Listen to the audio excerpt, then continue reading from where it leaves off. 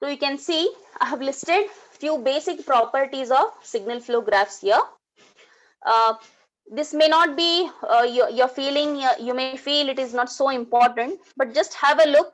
It is the summary of what a signal flow graph contains. So this may be a question, explain the properties of signal flow graph or list the properties of SFG, something like that.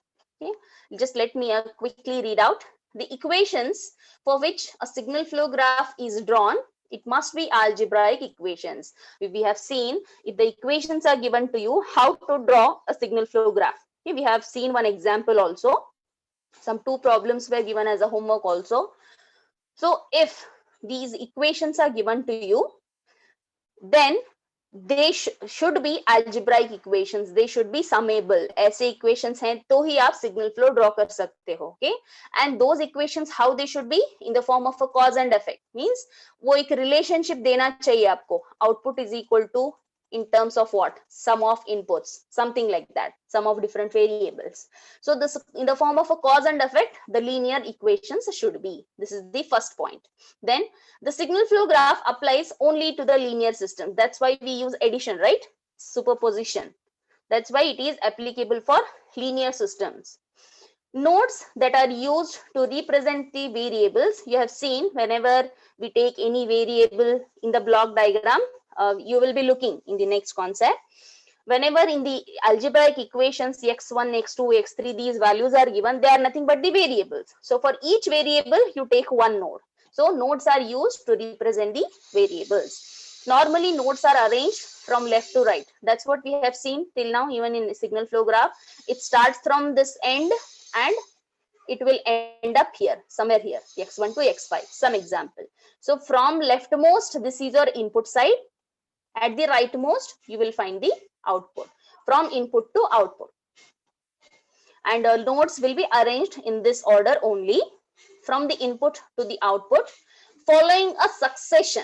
That's what. Again, we need to see that ये cause and effect जो relationship है algebraic equations में, ये possible हो, then only the first property itself says that the only for whenever we go for signal flow graph, it should be for algebraic equations, and that too linear systems only, in the form of a cause and effect relationship, output and input. Signals travel along the branches only in the direction described. You can see in the previous example also we have seen some arrow marks will be there on each branch. Without that, you cannot identify where the signal is flowing. So a branch and direction, both are important in a signal flow graph. The branch directing from one node to the other node, say xi to xj, it represents the functional dependence of xj upon xi. Means अगर आपके पास दो nodes हैं, one is xi, the other one is xj. If this is a branch here, what do you mean by this? xj के लिए a signal is coming from xi. Okay, so xj, it is having a functional dependence upon xi. ये signal travel करके इधर पहुंचेगा. That's what it means, not the reverse, because of the direction shown. Then a signal xk traveling along a branch between xk to xj, is multiplied by the gain. You have seen this. अगर आपके पास x1 and x2 है, and if you have a branch direction something like this, and say you have a 3 on the above, 3 indicates the gain or the transmittance. So how will you write x2 is equal to x2? कहाँ से signal आ रहा है? x1 से. So that too multiplied by with the gain, 3 times x1. So this is the meaning. Then for a given system, yes, it's very important. For a given system, the signal flow graph is not unique. Many different signal flow graphs can be drawn for a single system, just like block diagram I said, reduction technique. Many you know thinking capability पे कौन सा rule apply होगा, so you may have different answers, so it need not be same. So reduction rules जैसे आप apply करोगे वैसे आपका reduce होगा at the end the block. Similarly, एक system के लिए you can have more than one signal flow graphs. जैसे आप सिस्टम व्यू करेंगे और जैसे आप सिस्टम को इक्वेशन में रिप्रेजेंट करेंगे, इक्वेशन से हम सिग्नल फ्लो ड्रॉ करेंगे. सो बेसिकली इक्वेशन फ्रेम कैसे करेंगे आप, उस पे आपका सिग्नल फ्लो ग्राफ डिपेंड करता है. Okay, these are some properties which I have listed, and there is a question I have just marked, comparison between the block diagram technique and the CSFG method. So if you find time, please try to complete this question. Okay, just list out the differences. Now coming to the procedure for converting a block diagram into signal flow graph. So instead of, if a given question has block diagram and find the transfer function, if they ask to find, instead of going for long reduction technique, applying some rules for block diagram reduction, okay, we have already seen some rules, 5 to 6 rules we have seen. Instead of going for that, we can convert the given block diagram into SFG. It is very easy to convert. And then signal flow graph ke liye how you find the transfer function, use the Mason's gain formula. So let us see how we can convert a block diagram into signal flow graph.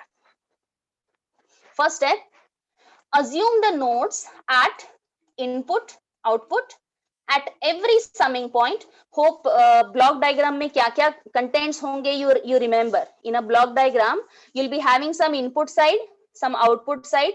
In between thode blocks rehte hain, and sometimes summing points rehte hain, and sometimes ऐसे take off points रहते हैं, right?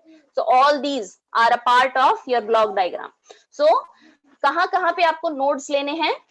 At input, at output, at every summing point. Here अगर आपको कहीं पर भी summing point दिख गया in the block diagram, you should take node there also, and also a takeoff point.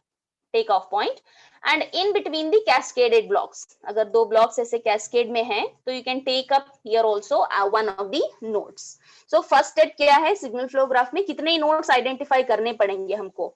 For that, just observe the given block diagram. In the block diagram, you take node at these points. जहां पर input variable है, output variable है, summing point, takeoff point, and in between the cascaded blocks. You have to take one node. That is the first step. Second step, draw the nodes separately as a small circles. We know how, जैसे भी हमको nodes कैसे draw करते हैं, bubbles, small bubbles we consider, right? So draw these nodes separately as small circle and number them. It's up to you how you put these nodes. You can take x1, x2, x3, or y1, y2, or you simply take the numbers. It's up to you how you solve it. Now the third step, from the block diagram, identify the gain between each node, and in the main forward path, you have to see main forward path में कहीं पर gain है क्या? A gain in the sense, block diagram में आपको ऐसे blocks मिलेंगे जहां पर H रहेगा, G रहेगा. These are nothing but your gain values. So you have to look in between कहीं पर ऐसे blocks हैं क्या in the forward path. So third step is applicable for forward path. First, forward path में आपको check करना है ऐसे कितने blocks मिलेंगे, and you have to connect correspondingly. Branch connect करना पड़ेगा.